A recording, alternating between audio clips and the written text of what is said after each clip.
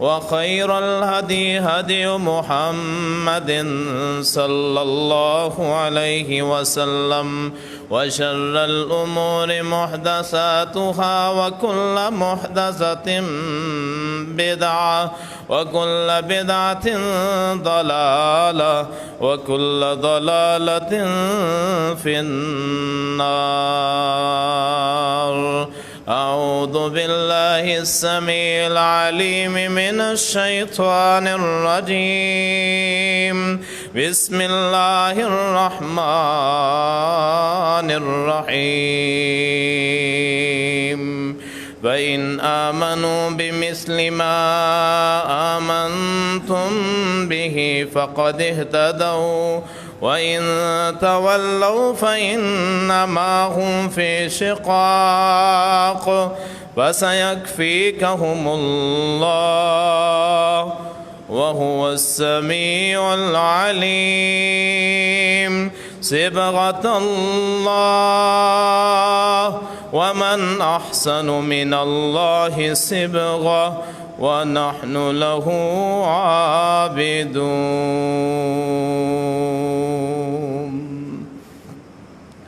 صدق الله مولانا العظيم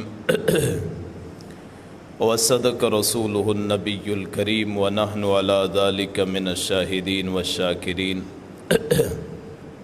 والحمد للہ رب العالمین. بھائیو، دوستو، بزرگو، آج کے اس جمعہ کا موضوع ہے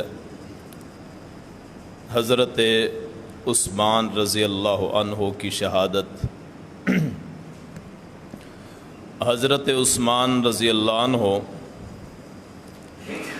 مسلمانوں کے تیسرے خلیفہ ہیں اور السابقون الاولون میں سے ہیں. السابقون الاولون وہ افراد ہیں جو سب سے پہلے حضرت رسول اکرم صلی اللہ علیہ وسلم پہ ایمان لائے، یعنی نبوت کے پہلے 6 سالوں میں جو بندے ایمان لے آئے انہیں السابقون الاولون کہتے ہیں. یہ انتہائی امیر آدمی تھے، اسی لیے ان کو غنی کہتے ہیں، عثمان غنی کہتے ہیں، اور انتہائی اللہ کے راستے میں خرچ کرنے والے تھے. حضرت عثمان رضی اللہ عنہ دنیا کے وہ واحد انسان ہیں کہ جن کو اللہ کے رسول صلی اللہ علیہ وسلم نے ایک ممبر پہ بیٹھ کے کم و بیش 8 مرتبہ جنت کی بشارت دی. اور دنیا میں کوئی ایسا نہیں ہے جس کو یہ شرف حاصل ہو کہ جس کو کائنات کی رحمت سرور کونین محمد الرسول اللہ صلی اللہ علیہ وسلم کی 2 بیٹیوں کی سعادت نصیب ہوئی ہو.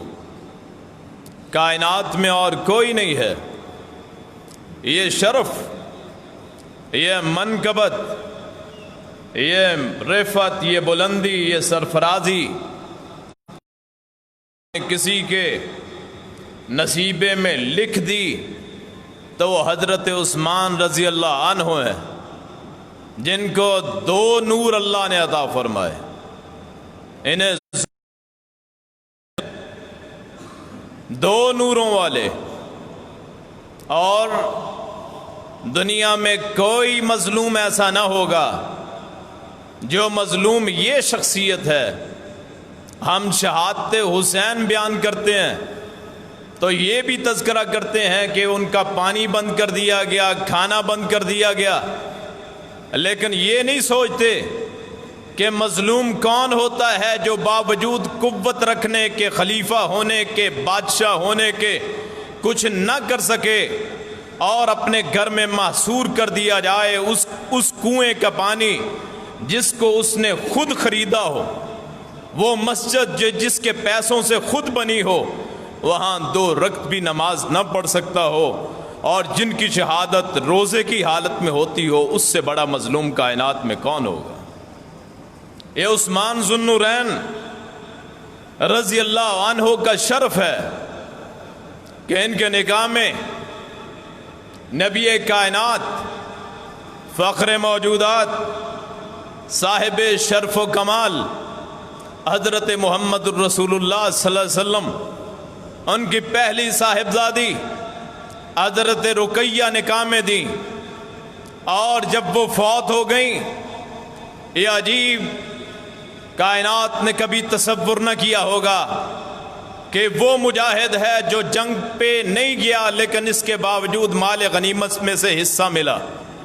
میرے رسول نے فرمایا صلی اللہ علیہ وسلم، اے عثمان تو گھر پہ رہ، غزوہ بدر کا موقع تھا، میری بیٹی کی عادت کر، اللہ تجھے بدر کے سپاہیوں کا ثواب عطا کرے گا، غزوے کا ثواب عطا فرمائے گا، تجھے غنیمت میں سے حصہ ملے گا۔ اور پھر دوسری بیٹی ام کلثوم حضرت عثمان کے نکاح میں دی، اور جب وہ فوت ہو گئیں تو میرے پاک رسول اکرم صلی اللہ علیہ وسلم نے فرمایا، اے عثمان غم زدہ کیوں ہو؟ فرمایا، آقا میرے گھر میں آپ کے لختے جگر تھے، آپ کی روشنی تھی، آپ کا نور تھا، اللہ کی رحمت تھی، آپ کے جسم کا تو کسی کو اگر کپڑا لگ جائے، آپ کے جسم پہ کسی کا ہاتھ لگ جائے، یا آپ سے کسی کا کوئی چیز مس ہو جائے، ٹچ ہو جائے، وہ چیز اس پہ جہنم کی آگ حرام ہو جاتی ہے۔ میرے گھر میں آپ کی 2 بیٹیاں آئیں، دونوں اللہ نے لے لیں۔ غم اس چیز کا نہیں کہ بیوی فوت ہو گئی، غم اس چیز کا ہے کہ مجھ سے اللہ کی رحمت دور ہو گئی۔ تو میرے رسول نے فرمایا، اے عثمان رضی اللہ عنہ، اگر میری اور بیٹیاں ہوتی ایک ایک کر کے تیرے نکاح میں دیتا جاتا، انکار نہ کرتا۔ یہ کائنات کی ایسی عظیم شخصیت ہے، اور دکھ کی بات یہ ہے کہ اس عظیم شخصیت کے مقابلے میں کو کھڑا کر کے میرے رسول اکرم صلی اللہ علیہ وسلم، میرے پیارے رسول اکرم، میرے فخر موجودات شاف محشر صلی اللہ علیہ وسلم، ان کے خاندان کو، اہل بیت اطہار رسول کو، ان کو کھڑا کر کے اس عثمان کی مخالفت شروع کر دی گئی۔ ان کو حضرت علی کے مقابلے میں لا کے، ان کا مقابلہ کر کے، ان کا آپس میں موازنہ کر کے ان کی شان کو کم سمجھا گیا۔ دنیا میں اس سے بڑا ظلم کیا ہوگا کہ جس کے گھر میں نبی کی 2 بیٹیاں ہوں، اس کو اہل بیت کے مقابلے میں کھڑا کر کے گالیاں دی جائیں، اس کے مقابلے میں میڈیا کو استعمال کیا جائے، اس شخصیت کی تاریخ کو مسخ کیا جائے، صرف اس لیے کہ ذاتی مفادات ہیں، صرف اس لیے کہ مذہبی تعصب ہے، صرف اس لیے کہ مسلکی عناد ہے، صرف اس لیے کہ رسول کائنات صلی اللہ علیہ وسلم کے دین سے دشمنی۔ محرم آنے والا ہے، ان شخصیات کو گالیاں دی جائیں گی، اور ایسے ایسے الفاظ استعمال کیے جائیں گے جو کسی بھی عام انسان کے مقابلے میں استعمال کرنا بھی گناہ۔ آل رسول کے مقابلے میں اس مقدس شخصیت کو کھڑا کیا جائے گا، حضرت عثمان کی تحقیر کی جائے گی، حالاں یہ اتنی پاکیزہ شخصیت ہے، خود کہتے ہیں، خود فرماتے ہیں، جس ہاتھ سے میں نے رسول اکرم کی بیعت کی ہے صلی اللہ علیہ وسلم، اس ہاتھ کو کبھی شرمگاہ کو نہیں لگایا۔ یہ وہ شخصیت ہے کہ بیعت رضوان کے موقع پہ سورہ الفتح 26واں پارہ قرآن کہتا ہے، لقد رضی اللہ عن المؤمنین اذ یبایعونک تحت الشجرہ فعلم ما فی قلوبہم۔ قرآن گواہی دیتا ہے، جنہوں نے بیعت رضوان کی ہے اللہ نے ان کو بخش دیا ہے۔ یہ وہ شخصیت ہے کہ عمرے کو رسول اللہ کو خواب آئی، لقد صدق اللہ رسولہ الرؤیا بالحق لتدخلن المسجد الحرام، اللہ نے سچ کر دکھایا اپنے رسول کے خواب کو کہ وہ بیت الحرام میں داخل ہوں گے، مسجد حرام میں داخل ہوں گے، خانہ کعبہ کی زیارت کریں گے۔ 6 برس گزر گئے تھے، 6 برس گزر گئے مکے چھوڑے ہوئے، اللہ اکبر، مکہ چھوڑے ہوئے۔ خواب آئی میرے رسول کو کہ خانہ کعبہ کا طواف کر رہے ہیں، وہاں عمرہ کر رہے ہیں، اپنے ساتھیوں کو اکٹھا کیا، چلو مکے چلتے ہیں۔ اور 6 برس سے ٹوٹے ہوئے مکے کی محبت میں مبتلا، اور ان کے دل کی کیفیت کیا ہوگی جن کو ان کے گھروں سے نکال دیا گیا۔ آج وہ دن بھی آنا ہے، ہم ان گھروں کو دیکھیں گے، ان گلیوں کو دیکھیں گے، اس مقام کو دیکھیں گے، بیت اللہ کی زیارت کریں گے، وہاں جا کے اپنے سر کو منڈوائیں گے، بیت اللہ کا طواف کریں گے، صفا مروہ کی سعی کریں گے، وہاں جا کے اپنے جانور قربان کریں گے، وہاں جا کے ہم احرام باندھیں گے، وہاں اپنے رب کے حضور پیش ہوں گے، ملتزم کے ساتھ اپنے سینے کو لگائیں گے، ہم اپنی آنکھوں سے بیت الحرام کو دیکھیں گے، مسجد حرام کو، بیت اللہ کو اپنی آنکھوں سے مشاہدہ کریں گے۔ یہاں سے چلے گئے، سواریاں ساتھ لی ہوئی، اور وہاں اللہ کے راستے میں نکل گئے۔ حضرت عثمان رضی اللہ عنہ بھی ساتھ ہیں، وہاں جا کے روک دیا گیا، تم عمرہ نہیں کر سکتے، بیت الحرام میں داخل نہیں ہو سکتے، مسجد طیبہ کی، اس مسجد حرام کی، کعبۃ اللہ کی، بیت اللہ کی زیارت نہیں کر سکتے۔ وہی رک گئے۔ صلح حدیبیہ جس کا نام رکھا گیا، حدیبیہ وہاں جگہ ہے، وہاں رک گئے۔ اللہ اکبر، قصوہ سواری ہے میرے رسول اکرم صلی اللہ علیہ وسلم کی، وہاں رک گئے۔ انہوں نے کہا نہیں کرنے دیں گے۔ آپ نے کس کو بھیجا؟ اپنی طرف سے صدارت کے لیے، اپنی طرف سے ڈاکیے کے طور پہ، اپنی طرف سے کاسد کے طور پہ، اپنی طرف سے بات چیت کرنے کے لیے، مذاکرات کرنے کے لیے بھیجا ہے۔ پورے صحابہ میں سے، اپنے افراد میں سے کسی کو نہیں، اپنے خاندان میں سے کسی کو نہیں، ابو بکر کو نہیں، عمر کو نہیں، حضرت علی کو نہیں، اپنے جتنے رشتہ دار تھے کسی کو نہیں بھیجا ہے۔ تو کس کو بھیجا ہے؟ جس کو عثمان کہا جاتا ہے رضی اللہ عنہ۔ اور پھر کائنات نے مشاہدہ نہ کیا ہوگا، وہاں گئے تو خبر آ گئی۔ اللہ اکبر، اس سے بھی پہلے جب وہاں پہنچے، کہا کافروں نے اے عثمان تو طواف کر لے، تو عمرہ کر لے، تیرے رسول کو نہیں کرنے دیں گے۔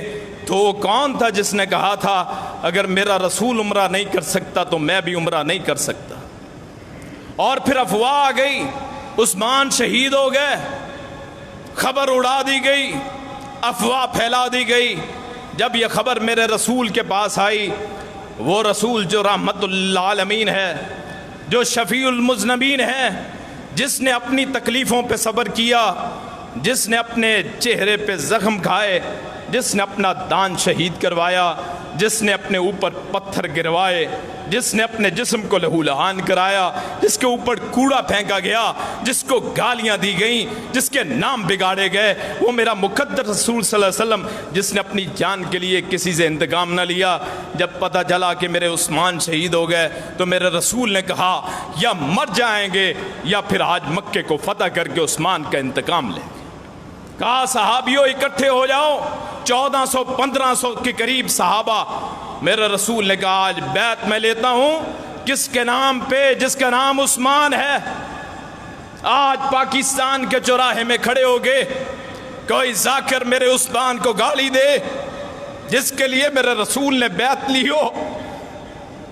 کہا بیعت کرو، اپنا ہاتھ، جس ہاتھ پہ میرے محمد کا ہاتھ صلی اللہ علیہ وسلم ساری کائنات کو قربان کیا جا سکتا ہے، اس ہاتھ پہ ہاتھ ابو بکر کا بھی ہے، عمر کا بھی ہے، اور جس کے نام پہ آج گالیاں دی جاتی ہیں حضرت مولا علی، ان کا ہاتھ بھی میرے رسول کے ہاتھ پہ۔ اور بیعت کس کے لیے ہے؟ عثمان کے لیے رضی اللہ عنہ۔ ان لوگوں کو شرم آنی چاہیے جو مولا علی کا نام استعمال کر کے حضرت عثمان کو گالی دیتے۔ اور پھر جب سب کے ہاتھ آ گئے تو میرے رسول نے پھر وہ کام کیا جو کائنات میں کسی نے کے لیے نہ کیا۔ آپ نے اپنا ہاتھ اٹھایا دوسرا، کہا محمد کا ہاتھ یہ عثمان کا ہاتھ صلی اللہ علیہ وسلم. کائنات میں کون سا ایسا شرف ہے جو کسی اور کو ملا ہو جو حضرت عثمان رضی اللہ عنہ کے ہاتھ پہ آیا. اور پھر وہاں سے بیعت لی تو پتہ چلا خبر جھوٹی تھی. عثمان آئے, میرے رسول نے سینے سے لگایا.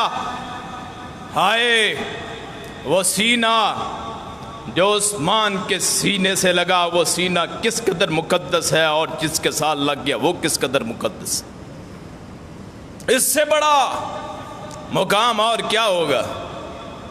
اور پھر مسجد طیبہ مدینہ منورہ, مسجد کی جگہ کم پڑ گئی.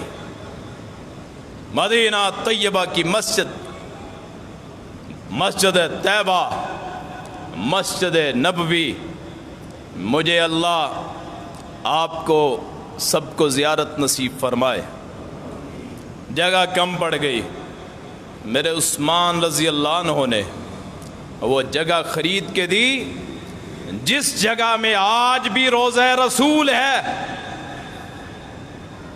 آج جس جگہ پہ ہم جاتے ہیں وہ جگہ خریدی ہوئی عثمان نے دی ہے رضی اللہ.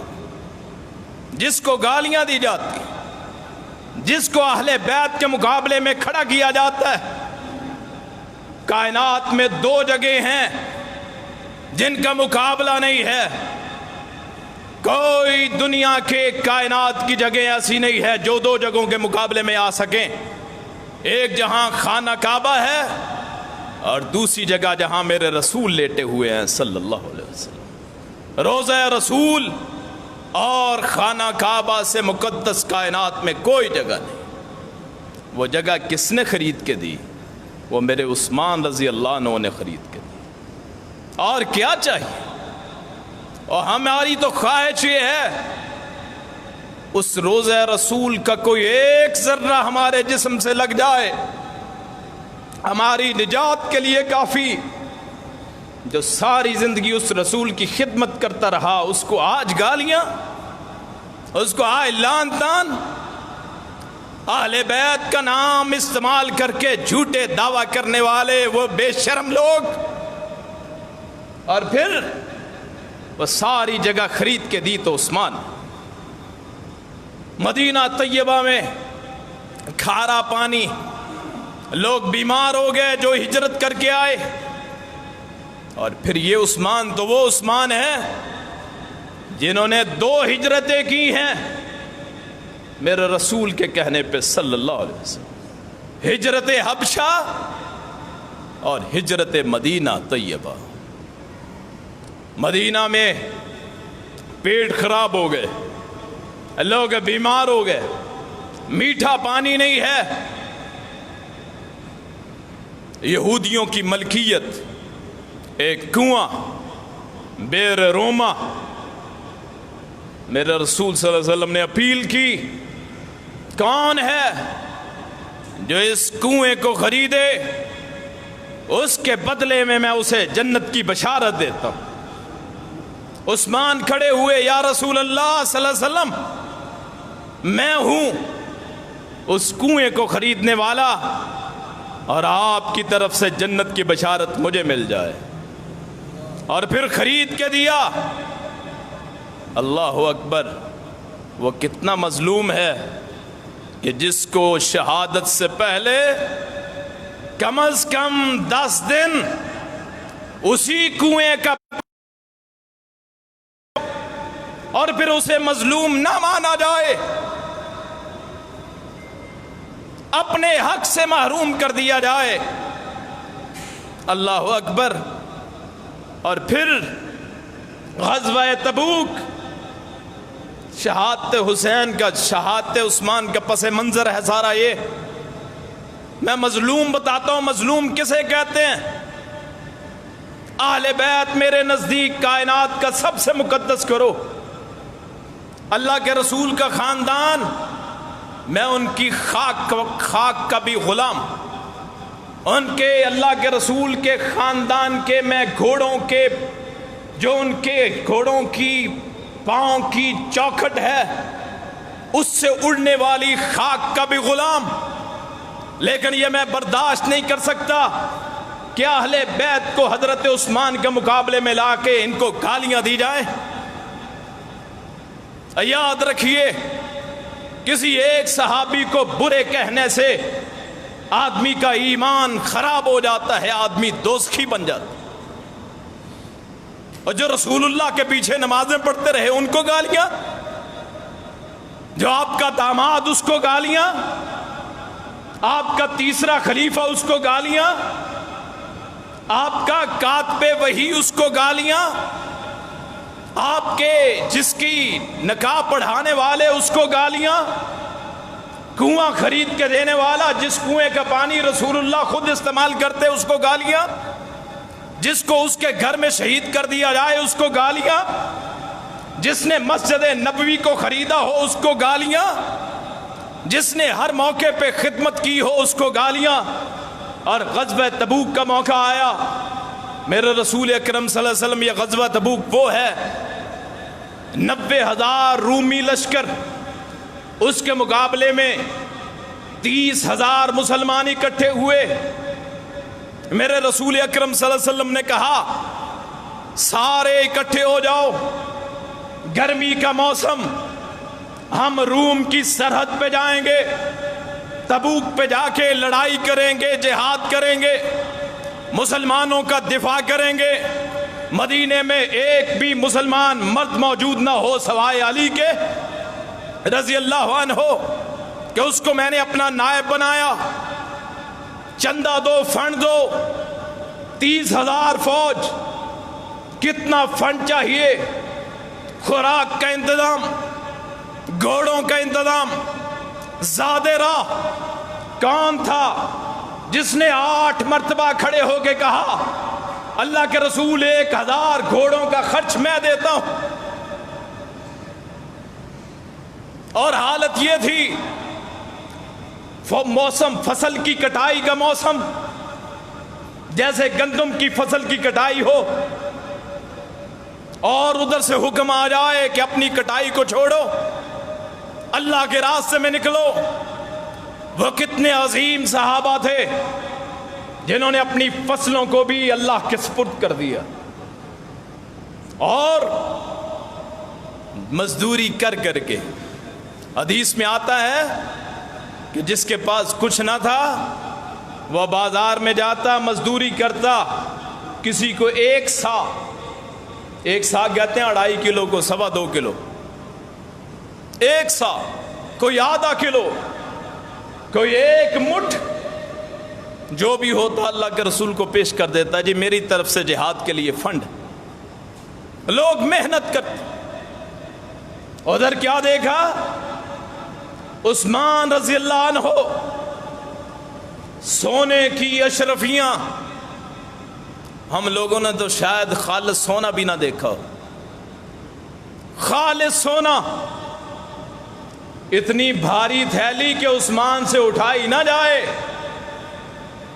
وہ میرے رسول کی خدمت میں پیش کرنے والے عثمان۔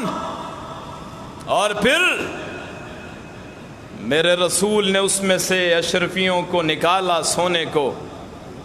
آپ اپنے دونوں ہاتھوں سے وہ اشرفیاں اچھال رہے تھے، سونے کے سکے، اور فرما رہے تھے عثمان آج کے بعد تجھے کوئی عمل بھی نقصان نہ دے گا، جو مرضی کر، اللہ تجھ سے راضی ہو گیا، اللہ نے تجھے بخش دیا۔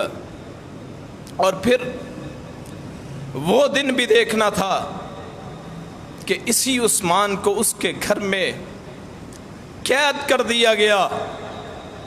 آج مظلوموں کی داستانیں سنتے ہو، آج کربلا کے واقعات پہ روتے ہو، اس مظلوم کو کیوں بھول جاتے ہو؟ کیوں ٹی وی پہ بیٹھ کے اس کا تذکرہ نہیں ہوتا؟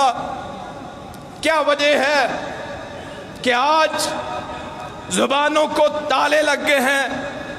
کیا وجہ ہے کہ آج سچ نہیں بولا جاتا؟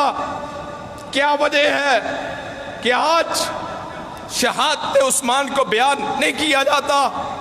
کیا وجہ ہے شان عثمان کو بیان نہیں کیا جاتا؟ کیا وجہ ہے حق کے عثمان کو بیان نہیں کیا جاتا؟ کیا وجہ ہے کہ آج سچ بیان نہیں کیا جاتا؟ اسی لیے اللہ کی رحمت ہم سے ناراض ہے کہ سچ کو چھپایا جاتا ہے اور جھوٹ کو لوگوں کے سامنے پیش کیا جاتا ہے۔ محرم میں تو موسیقی بند، حتیٰ کہ خبر نامے پہ بجنے والا سائرن جو ہے نغمہ وہ بھی بند۔ کیا ہے جی سوگ؟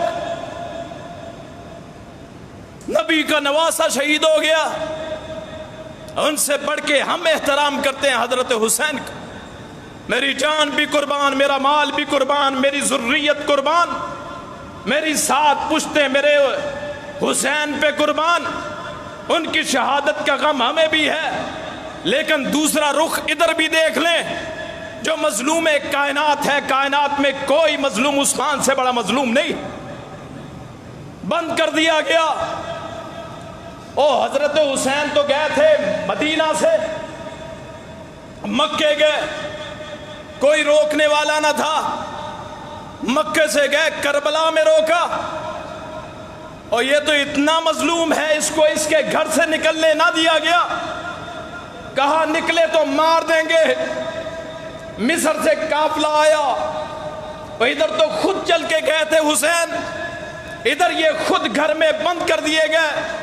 3000 جنگجو عثمان کے گھر کو گھیرے میں لیے ہوئے، اور عثمان کی حالت کیا ہے کہ مسجد نبوی کو اپنے گھر کی چھت سے دیکھتے اور آنسو بہاتے۔ آج اس مسجد میں 2 نفل بھی نہیں پڑھ سکتے، 2 رکعت بھی نہیں پڑھ سکتا، آج کھارا پانی پینے پہ مجبور۔ اور پھر انہوں نے کہا باہر نہ نکلنا، تو ظالم ہے، تجھے قتل کریں گے۔ میرے عثمان پھر چھت پہ کھڑے ہوئے، منڈیر پہ کھڑے ہو کے پھر انہوں نے 3 سوال کیے۔ اے باغیو، مجھے بتاؤ میرا جرم کیا ہے؟ میں قاتل ہوں، میں زانی ہوں، میں مرتد ہوں۔ اسلام میں تینوں، قتل، مرتد ہونا، شادی شدہ، زنا کرنا، زانی، بس یہ 3 صورتیں ہیں قتل کرنے کی۔ میرا جرم کیا ہے؟ میں نے تو زمانہ جاہلیت میں کبھی زنا نہ کیا، میں نے کبھی شاید ایک پرندے کو بھی نہیں مارا، میں ذرہ برابر بھی اپنے رسول اکرم صلی اللہ علیہ وسلم کے دین سے نہ ہٹا، میں مرتد نہیں، مجھے کیوں قتل کرتے ہو؟ امیر معاویہ نے پیغام بھیجا شام سے رضی اللہ عنہ، ہم فوج بھیجتے، دنیا میں کون ہوگا جس کو اپنی جان سے پیار نہیں؟ کہا میری جان جانا مجھے گوارا ہے، لیکن میں رسول کے مقدس شہر کو خون آلود نہیں کرنا چاہتا۔ اور پھر کہا میرے رسول نے مجھے کہا تھا صلی اللہ علیہ وسلم، کہا تھا عثمان اللہ تجھے ایک قمیض پہنائے گا، اس قمیض کو کبھی نہ اتارنا، وہ قمیض میری خلافت ہے، میں اپنے جیتے جی اس قمیض کو نہیں اتاروں گا۔ انہوں نے کہا خلافت چھوڑو، انہوں نے کہا نہیں، میرے رسول کی قمیض ہے، کبھی نہیں اتاروں گا۔ مولا علی رضی اللہ عنہ خود آئے عثمان کے پاس، اے عثمان آپ کہیں، عبد الرحمن بن عوف، بڑے بڑے صحابہ، اگر آپ کہیں ہم اتنے بہادر ہیں کہ ہم ان کو یہاں سے پچھاڑ دیں گے، اور ہم 313 تھے جب نہیں ڈرے تھے، آج ان کی وقت کیا ہے؟ عثمان رضی اللہ عنہ نے کہا اگر تم میرا بھلا چاہتے ہو یہاں سے واپس چلے جاؤ، میں لڑائی نہیں چاہتا، مجھے اپنی جان پیاری نہیں ہے، مجھے میرے رسول کے شہر کا سکون پیارا ہے۔ اور پھر کیا ہوا؟ ان لوگوں نے ہر طرف سے گھیرا ڈال لیا، फैसला कर लिया इसको मारना है। और उस्मान की बीवी नाइला रजी अल्लाह अन्हा, वो कहा है नाइला आज मुझे ख्वाब आई है, आज मेरे रसूल सल्लल्लाहु अलैहि वसल्लम मेरे ख्वाब में आए, ऐ उस्मान तूने रोज़ा रखा हुआ है। आका मैंने रोज़ा रखा हुआ है। ऐ उस्मान आज रोज़ा हमारे साथ खोलना है, आज तेरी शहादत हो जाएगी, आज तुझे ये जालिम मार डाले। और फिर वही आयत जो मैंने आपके सामने पढ़ी है, वो कितना मुकद्दस खून होगा जो कुरान पे गिरा होगा शहादत के वक्त। उस आयत पे मेरे उस्मान का खून गिरा। और आज भी वो कुरान करीम तुर्की में मौजूद जिस पे मेरे उस्मान का लहू लगा है, वो आए बागी। और आपको पता है, शायद कोई ना बताता हो, ये जाकिरीन जो अहले बैत के भी दुश्मन हैं, ये फिरका परस्त लोग जो अपने आप को मौला अली के कहने वाले हैं, ये वही लोग हैं जिन्होंने हजरत हुसैन को शहीद किया। इनको ये भी नहीं इल्म है कि मेरे उस्मान के जो मुहाफिज थे, एक तरफ हसन थे एक तरफ हुसैन रजी अल्लाह अन्हुमा, दीवार फलांगली इनको भी वापस कर दिया। मौलाए उस्मान ने इनको भी वापस कर दिया। मुझे मेरा अल्लाह काफी है। जो मैं आयत पढ़ूंगा उसमें भी यही है कि अल्लाह मुझे काफी है। अल्लाह अकबर। वहां से आके एक बंदे ने दाढ़ी पकड़ ली। ये दाढ़ी मेरा रसूल की सुन्नत है, काश अल्लाह हमें तौफीक अता फरमाए कि हम भी दाढ़ी रख लें। उस्मान से मोहब्बत करने वाले रजी अल्लाह अन्हु, नाम सर बड़े दोनत, सर बड़े हलाते, प्यार बड़ा है, एहतराम बड़ा है। उस उस्मान की शहादत के वक्त भी दाढ़ी थी। उन जालिमों ने दाढ़ी को पकड़ा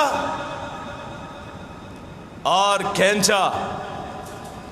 तो खींचने वाला कौन था? दाढ़ी पकड़ने वाले अबू बकर सिद्दीक के बेटे मोहम्मद रजी अल्लाह अन्हुमा। आदमी गुमराह हो जाता है।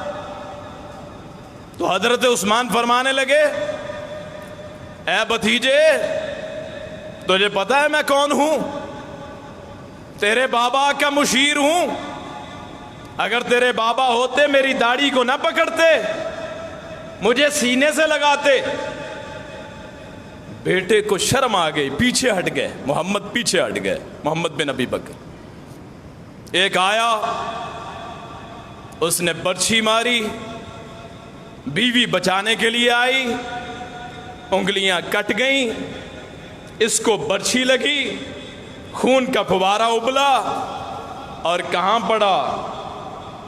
फसयकफीकहुमुल्लाह फ़इन आमनू बेमिस्ल मा आमनतुम बिही फ़क़द इह्तदौ व इन तवल्लौ फ़इन्नमा हुम फ़ी शिक़ाक़ फसयकफीकहुमुल्लाह व हुवस समीउल अलीम। यहाँ मेरे उस्मान के खून के छींटे पड़े, अल्लाह ने उस खून को भी मुकद्दस बना दिया। क़यामत तलक आने वाला हर गिरोह, हर फिरका, वो अहले तशय्यो का हो, अहले देवबंद का हो, अहल हदीस का हो, अहले सुन्नत का हो, देवबंद का हो, बरेली का हो, हत्ता के कादियानी हो, कोई गैर मुस्लिम हो, तब भी जब इस आयत पे पढ़ेगा, जब इस आयत पे पहुंचेगा फसयकफीकहुमुल्लाह, तो उसको याद आएगी कि अल्लाह के एक नेक बंदे का खून इस लफ्ज पे पड़ा था, कुरान पे पड़ा था। सूरह बकरा की 137 नंबर आयत, पहला पारा, उसमें मेरे उस्मान का खून गिरा और फिर वही शहीद हो गए। जालिमों ने कहा इनका जनाजा भी नहीं होगा। कौन है जो चाहता है मेरे बाप का जनाजा ना हो? कौन है जो चाहता है मेरे बेटे का जनाजा ना हो? कौन है जो चाहता है میرے لخت جگر میرے پیاروں کے جنازے نہ ہوں، ادھر خلیفۃ المسلمین امیر المومنین نبی کا دوہرا داماد مسلمانوں کا خلیفہ 3 دن لاش پہ یار و مددگار، نہ کوئی جنازہ پڑھنے والا، نہ کوئی غسل دینے والا، اور شہیدوں کو ویسے ہی غسل کی ضرورت نہیں ہوتی۔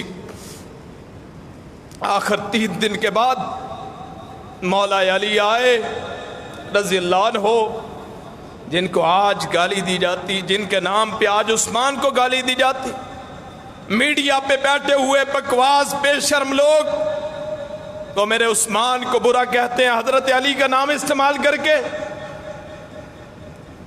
اللہ اکبر، جس کے گھر میں 2 نبی کی بیٹیاں، اس کے گھر میں 1 بیٹی، آپس میں اتنا گہرا تعلق، ایک ہی نبی کے ماننے والے، ان کو ایک دوسرے کے مقابلے میں کھڑا کر دیا اور پورے خاندان بنو امیہ کو نبی کا دشمن قرار دے دیا۔ اور اگر عثمان اتنے برے ہوتے، نبی کبھی اپنی 2 بیٹیوں کا نکاح نہ دیتے۔ عثمان اتنے برے ہوتے، کبھی ان کے انتقام کے لیے بیعت رضوان نہ ہوتی۔ اتنے برے ہوتے، عشرہ مبشرہ میں شامل نہ ہوتے۔ اتنے برے ہوتے تو منبر پہ بیٹھ کے جنت کی بشارت نہ دیتے۔ اتنے برے ہوتے، قرآن نہ کہتا رضی اللہ عنہم ورضوا عنہ، کبھی قرآن نہ کہتا لقد رضی اللہ عن المؤمنین۔ اتنے برے ہوتے تو قرآن میں ان کا تذکرہ نہ ہوتا۔ اتنے برے ہوتے تو نبی کے مصلی امامت پہ 13 سال تک امامت نہ کرواتے۔ اتنے برے ہوتے تو حضرت علی ان کے مشیر نہ ہوتے۔ ساری زندگی حضرت علی ان کے وزیر اور مشیر رہے ہیں، اور یہ بیوقوف لوگ، بے شرم بے غیرت لوگ حضرت عثمان کو گالیاں دیتے۔ اور پھر انہوں نے کہا میت اٹھانی ہے تو اٹھا لو، جنت البقیع میں بھی دفن نہ کرنے دیں گے، اس قبرستان میں بھی دفن نہ کرنے دیں گے۔ اور آج جو قبر عثمان ہے، اللہ اس کی کروڑوں رحمتیں اپنی نازل فرمائے۔ پھر وہاں باہر چند افراد نے رات کی تاریکی میں جنازہ پڑھا اور اس عظیم انسان کو وہاں دفنا دیا۔ اللہ پاک مجھے بھی آپ کو بھی ان عظیم لوگوں کا پیروکار بنائے جنہوں نے اسلام کی خاطر قربانیاں دی۔ اپنے بچوں کو، اپنے دوستوں کو، اپنے محفلوں میں شہادت عثمان کا تذکرہ کریں۔ کبھی اس شخصیت کا بھی نام لے لیں جس کا نام لینا آج کوئی پسند نہیں کرتا، جس کے نام کو اتنا بدنام کر دیا گیا کہ جی بنو امیہ میں سے تھے، وہ جی نبی کے مخالف تھے۔ ظالموں کو کیا علم ہے؟ میں آپ ساری کائنات حضرت عثمان کے، نبیوں کے بعد، صحابہ کے بعد، میں آپ ساری کائنات حضرت عثمان کے پاؤں کے برابر نہیں ہو سکتے۔ یہ ذہن میں رکھ لے، جو حضرت عثمان کا گستاخ ہے وہ بدبخت ہے، گمراہ ہے، اللہ رسول کا دشمن۔ اپنی محفلوں میں تذکرہ کریں عثمان کا، اور پھر یہ بھی آگے مت بھولیے نبی کی لخت جگر حضرت فاطمہ الزہرا سیدۃ نساء اہل الجنہ، جن کی شادی مولا کائنات حضرت علی المرتضی کرم اللہ وجہہ سے ہوئی۔ ان کے نکاح کے بعد ان کے ولیمے کا خرچہ اگر دیا ہے تو حضرت عثمان نے دیا ہے رضی اللہ عنہ، اور جو ان کی شادیوں پہ خرچ کرے۔ اور نبی کائنات صلی اللہ علیہ وسلم کی وفات کے بعد آپ کی بیویوں کو خرچ دینے والے عثمان، عیدوں کے موقع پہ جب چاہا کسی ازواج مطہرات میں سے کسی کو ضرورت ہے تو خرچہ پہنچایا۔ کسی میرے نبی کی بیوی کو کوئی خرچے کا مسئلہ نہ ہو۔ آج ان کی ترجمانی کی ضرورت، ان کا نام لینے کی ضرورت. اور اس راستے میں اگر میری شہادت ہو جائے، اگر مجھے کوئی برا بلا کہے، اگر کوئی مجھے گالی دے، اگر کوئی مجھے ناسبی کہے، مجھے نبی کے خاندان کا غدار کہے، مجھے قبول ہے. کیوں؟ حضرت عثمان کی فضیلت بیان کرنے سے نبی کے اہل بیت کی تحقیر نہیں ہوتی، ان میں کمی نہیں ہوتی. وہ اللہ نے مقدس لوگ پیدا کیے تھے. دنیا چاہے بھی تو اہل بیت پہ ایک بھی گرد نہیں ڈال سکتی، اور اگر دنیا چاہے بھی بکواس کر لے، سورج کی طرف تھوکے، منہ پہ تھوک پڑے گی، حضرت عثمان کی شان بھی کم نہیں ہو سکتی. یاد رکھیے، اپنے ایمان کی حفاظت کیجئے، اپنے آپ کو رافضی نہ بنائیے، اپنے آپ کو اللہ کے رسول کے صحابہ کا دشمن نہ بنائیے. کبھی بھی اہل بیت کا نام لے کے نبی کے صحابیوں پہ تنقید نہ کرے، کبھی بھی اللہ کے رسول کے خاندان کا نام لے کے عثمان رضی اللہ عنہ پہ تنقید نہ کریں، کبھی بھی رسول کائنات صلی اللہ علیہ وسلم کا خاندان کا نام استعمال کر کے بنو امیہ کو برا نہ کہیں. ہر خاندان میں اچھے بھی لوگ ہوتے ہیں، برے لوگ بھی ہوتے ہیں. جہاں بنو امیہ میں سے برے لوگ ہوں گے، وہاں آپ کے خاندان میں سے ابو لہب بھی ہے. آپ کے خاندان کا فرد ابو لہب، ہاشمی، قریشی.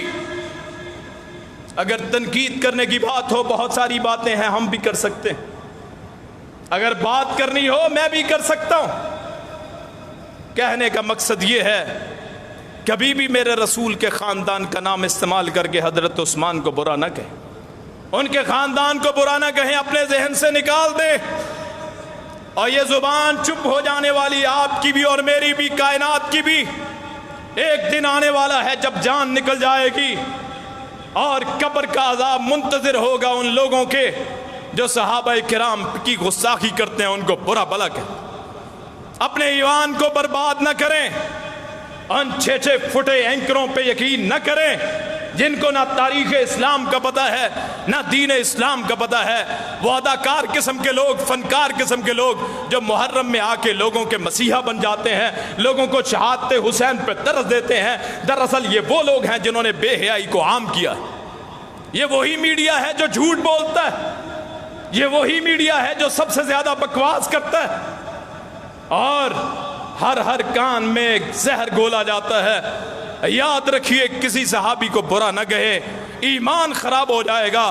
قرآن کہتا ہے فَإِنْ آمَنُوا بِمِثْلِ مَا آمَنْتُمْ بِهِ فَقَدْ اهْتَدَوْا. اگر ایمان ویسا ہو جو عثمان کا ایمان ہے، جو ابو بکر کا ایمان ہے، جو عمر کا ایمان ہے، جو علی کا ایمان ہے، جو حسن کا ایمان ہے، جو حسین کا ایمان ہے، جو عبد الرحمن بن عوف کا ایمان ہے، جو سعد سعید کا ایمان ہے، سلمان فارسی کا ایمان ہے، عمار بن یاسر کا ایمان ہے، سارے صحابہ کا ایمان ہے، پھر تو ہدایت یافتہ ہو. وَإِن تَوَلَّوْا فَإِنَّمَا هُمْ فِي شِقَاقٍ. اگر یہ ایمان ایسا نہیں ہے، پھر بدبختی ہے، پھر ضلالت ہے، پھر گمراہی ہے، پھر دین سے دور ہونا ہے. یاد رکھیے، اپنے آپ کو، اپنی عقلوں کو، اپنی سمجھوں کو، اپنے الفاظ کو، اپنے کردار کو، اپنی رفتار کو، اپنی گفتار کو، اپنے اٹھنے کو، اپنے بیٹھنے کو اللہ رسول کے تابع کریں، قرآن کے تابع کریں. رسول کائنات، فخر موجودات، سرور کونین، والی بطحا، شافع المذنبین حضرت محمد الرسول اللہ صلی اللہ علیہ وسلم کی شریعت کے اپنے آپ کو متبع بنا لیں، تابع کر لیں، فرما بردار بنا لیں. میری اور آپ کی زندگی کے لیے کافی ہے، نجات کے لیے کافی ہے. میری دعا ہے اللہ قیامت کے دن مجھے ساتھ نصیب کرے حضرت عثمان کا، آپ کو ساتھ نصیب کرے حضرت عثمان کا، ساتھ نصیب کرے بنو امیہ کے نیک لوگوں کا، ساتھ نصیب کرے اہل بیت کا، ساتھ نصیب کرے رسول اللہ کے صحابہ کا صلی اللہ علیہ وسلم، ساتھ نصیب کرے ابو بکر عمر کا، ساتھ نصیب کرے حضرت فاطمۃ الزہرا کا. وہ میرے سر کے تاج ہیں. صحابہ، اہل بیت ہمارے ایمان کا یہ معیار ہیں. جو ایک کی بھی تنقید کرتا ہے، ایک پہ بھی تنقید کرتا ہے، ہماری مجال کیا ہے؟ ہمارے چھوٹے منہ ہیں، وہ بڑے لوگ ہیں. ہمیں چاہیے ان کا کردار ان کے فضائل بیان کر کے اپنی زندگیوں کو جلا بخشیں، اپنے لیے نیکیوں اپنے لیے مقدر کر لیں۔ لیکن اگر ایسا ہوا کہ ہمارے منہوں سے کوئی ایسی بات نکلی جس سے کسی صحابی کی تنقیص ہوتی ہو، کسی صحابی کو تاریخ کو اٹھا کے، اگلے جمعے میں انشاءاللہ بیان کروں گا صحابہ اور اہل بیت اطہار رسول یہ کیا چیز تھے، اس پہ گفتگو کریں گے۔ اللہ پاک مجھے بھی آپ کو بھی صحیح معنوں میں بات سمجھنے کی، قرآن و حدیث کی بات سمجھنے کی، اس پہ عمل کرنے کی توفیق عطا فرمائے۔ آخر دعوانا ان الحمد للہ رب العالمین۔